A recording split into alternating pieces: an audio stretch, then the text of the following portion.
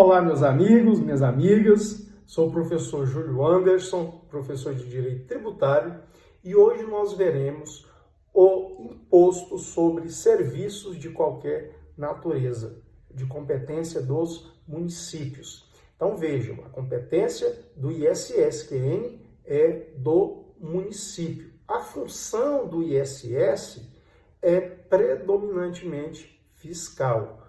Então, o ISS é um tributo de função predominantemente fiscal. Serve para quê? Arrecadar recursos, dinheiro aos cofres do município.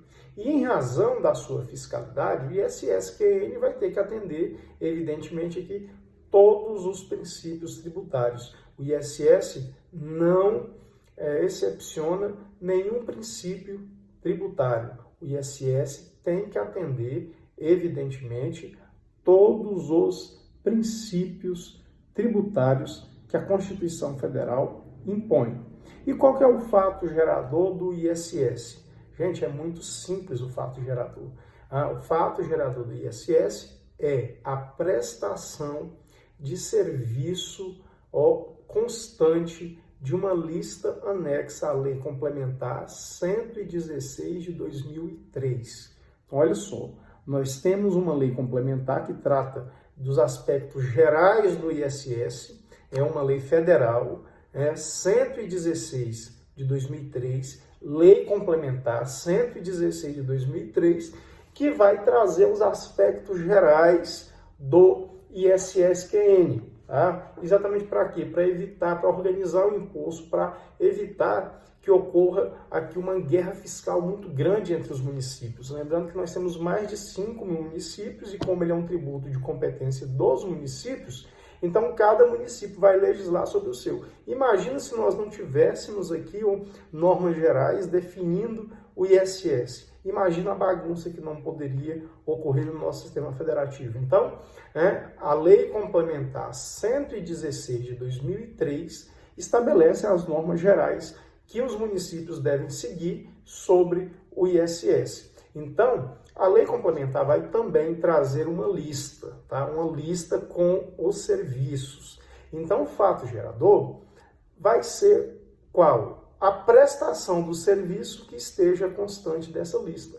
E lembrando que essa lista ela é taxativa. O serviço que não estiver previsto nessa lista não pode ocorrer incidência do ISS-QN, ou melhor, do ISS. Então, o fato gerador é a prestação do serviço constante da lista anexa à Lei Complementar 116 de 2003. E olha só um detalhe. O ISS vai incidir, ainda que o serviço seja proveniente do exterior ou cuja prestação tenha sido iniciada em outro país. Então, veja só, o ISS, aqui o município poderá cobrar o imposto ainda que o serviço tenha sido iniciado no exterior ou cuja prestação tenha sido iniciada em outro país. Então, nesse sentido, vai sofrer a incidência do imposto. E olha, a respeito disso, já caiu em prova, Olha só, a questão que caiu para analista de planejamento e orçamento. Eu estou aqui fazendo uma cola no meu livro, Manual de Direito Tributário, da editora Saraiva, que no final de cada capítulo tem questões aqui com concursos para juiz, promotor, provas da OAB, você estuda o capítulo, depois resolve as questões aqui e fica fera aqui no Direito Tributário.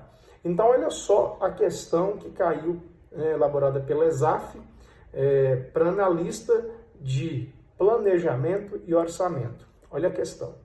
Sobre o imposto sobre serviços de qualquer natureza, de competência dos municípios e do Distrito Federal, é incorreto afirmar. Então, a questão está querendo saber qual que é a alternativa incorreta. Então, sobre o ISS, qual é a alternativa incorreta? Então, a alternativa A, para efeitos de sua incidência, não importa a denominação que se dê ao serviço prestado.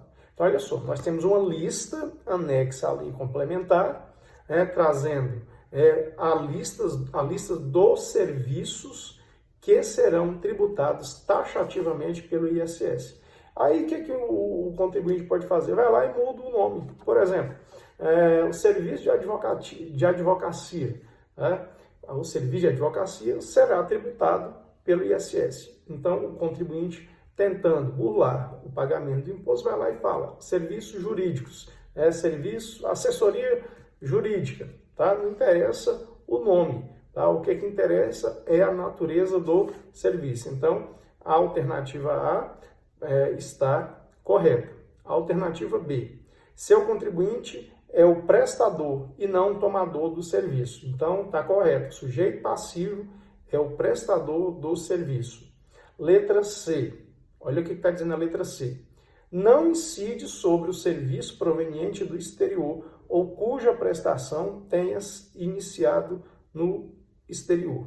Então, essa daqui está errada, está incorreta, tá? Olha só, o que eu falei? O ISS vai incidir no serviço, ainda que ele tenha sido iniciado no exterior ou a prestação tenha sido iniciada em outro país. Então, nesse concurso aqui, você deveria marcar a alternativa C como a alternativa que está correta para a questão, mas como a questão pede a questão incorreta, essa questão aqui, a alternativa C, estaria incorreta. Tá? A alternativa D diz o seguinte: pressupõe caráter oneroso da prestação de serviço. Então, assim como o ICMS pressupõe também onerosidade, lucratividade, o ISS também vai requerer aqui que a prestação seja onerosa. Então, meus amigos, esse é o fato gerador do ISS-QN. Tá?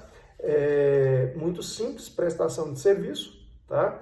Constante da lista anexa à Lei Complementar 116 de 2003. Incidirá ainda que o serviço tenha sido iniciado no exterior ou a prestação tenha sido iniciada em outro país. Então, esse é o sujeito passivo do imposto sobre serviços, aliás, o fato gerador do imposto sobre serviço de qualquer natureza. Quem é o sujeito passivo do imposto? Gente, é muito simples. O sujeito passivo do ISS é o prestador do serviço. Então, essa é a regra. Então, o sujeito passivo será o prestador do serviço, tá? Que esteja na Lei Complementar 116 de 2003. Então, esse é o sujeito passivo.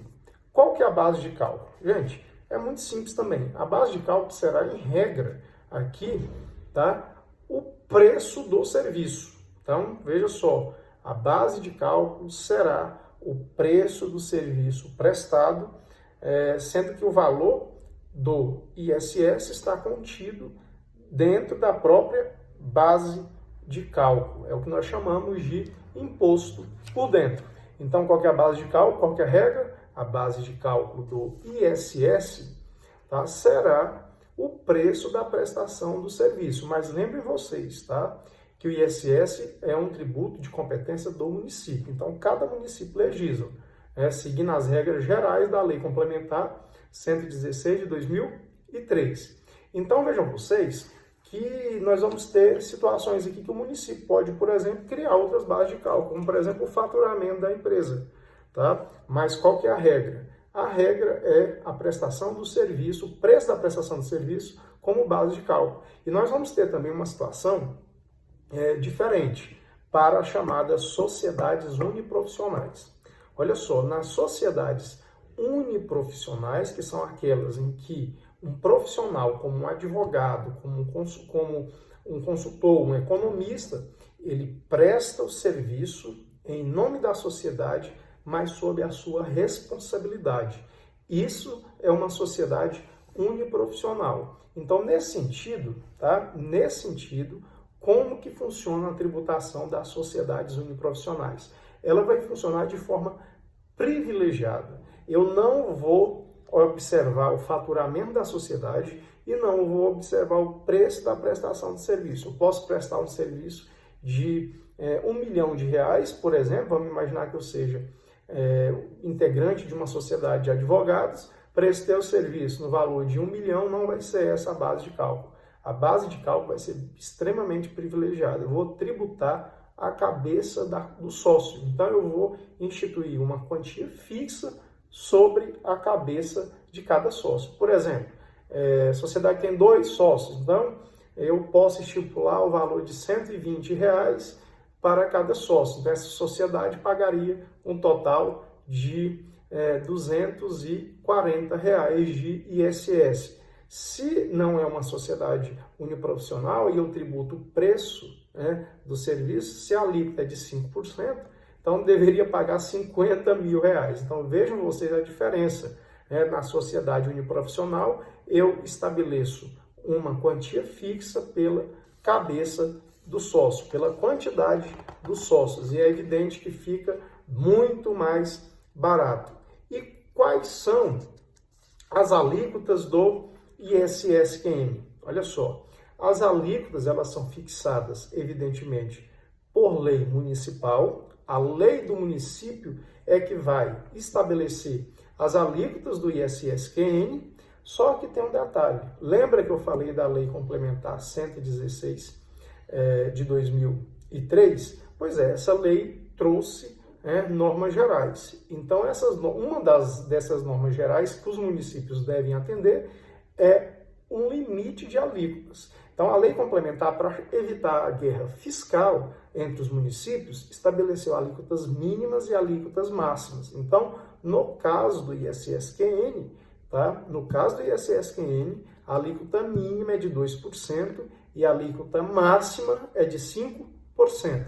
Então, o município, quando for tributar o ISS-QN, não pode fixar uma alíquota inferior a 2% e não pode estipular uma alíquota máxima de 5%, ok? Então, alíquotas mínimas de 2% e alíquotas máximas de 5%. E para finalizar o ISS, qual que é o lançamento fiscal? Vejam vocês, o lançamento fiscal é por homologação. O próprio contribuinte do ISS é que faz o cálculo, preenche as guias, calcula o valor do tributo, vai no banco e faz o seu pagamento.